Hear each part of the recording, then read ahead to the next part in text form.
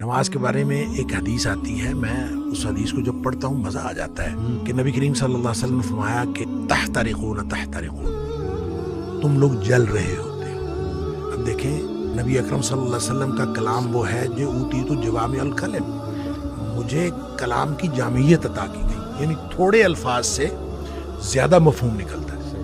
وہ اللہ کے نبی دہرا رہے ہیں تحترقون تحترقون، تم جل رہے ہو، تم جل رہے ہو، گویا گناہوں کی بھٹی میں جل رہے ہو۔ حتی اذا صلیتم الفجر، یہاں تک کہ تم فجر کی نماز پڑھ لیتے ہو، غسلتھا، وہ اس کو دھو ڈالتے ہیں، ثم تحترقون تحترقون، پھر تم نکلتے ہو تو پھر وہی دنیا ہے، وہی گناہ ہے، وہی آنکھیں، وہی سماعتیں، کہاں کہاں تم پھر رہے ہو اور گناہ ہو رہے ہیں۔ شکر ہے آگے ظہر کی نماز کا وقت آ جاتا ہے، حتی اذا صلیتم الظہر غسلتھا، تم ظہر کی نماز پڑھتے ہو، اس کو دھو ڈالتے ہیں۔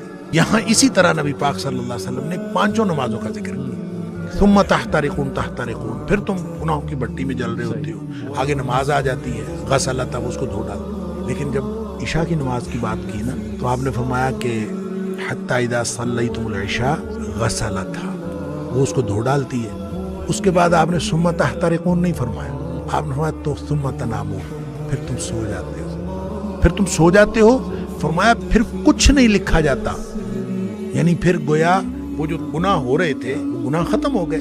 سوئے ہوئے کے آدمی کا تو کچھ نہیں لکھا جاتا، سوئے ہوئے سے قلم اٹھا لیا جاتا، تمہارے اوپر کچھ نہیں لکھا جاتا حتی تستيقظوا، جب تک تم جاگ نہ جاؤ۔ اچھا، اس کا مطلب یہ ہے کہ جو نہیں سویا عشاء کے بعد تو وہ تو تحترقون تحترقون ہو رہا ہے۔ تو یہاں سے ایک بات، ایک مسئلہ نکلتا ہے کہ ہم جو عشاء کی نماز پڑھ کے جاگتے رہتے ہیں اور 11-12 بجے تک جاگتے رہتے ہیں، وہ ہم گناہوں کو سمیٹتے رہتے ہیں اور غسلتھا کیے بغیر سو جاتے ہیں، اتنا بڑا رسک لیتے ہیں۔ اس لیے نبی پاک صلی اللہ علیہ وسلم نے حضرت ابو ہریرہ رضی اللہ تعالیٰ عنہ کو فرمایا تھا کہ ابو ہریرہ سونے سے پہلے وتر پڑھنا نہ بھولنا۔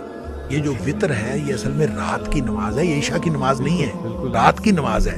تو جس شخص نے تو عشاء کے بعد فوراً سونا ہے وہ تو عشاء کے ساتھ پڑھ لے کہ اس نے سونا ہے اس کے بعد۔ تو جس نے نہیں سونا، رات 11-12 بجے تک جاگنا ہے، تو وہ پھر وتر نہ پڑھے، تاکہ وہ اپنے سونے سے پہلے وتر پڑھے۔ وہ جو جتنا کچھ تحترقون تحترقون ہوا ہو اس کو غسلتھا کر دے اور پھر آدمی سو جائے۔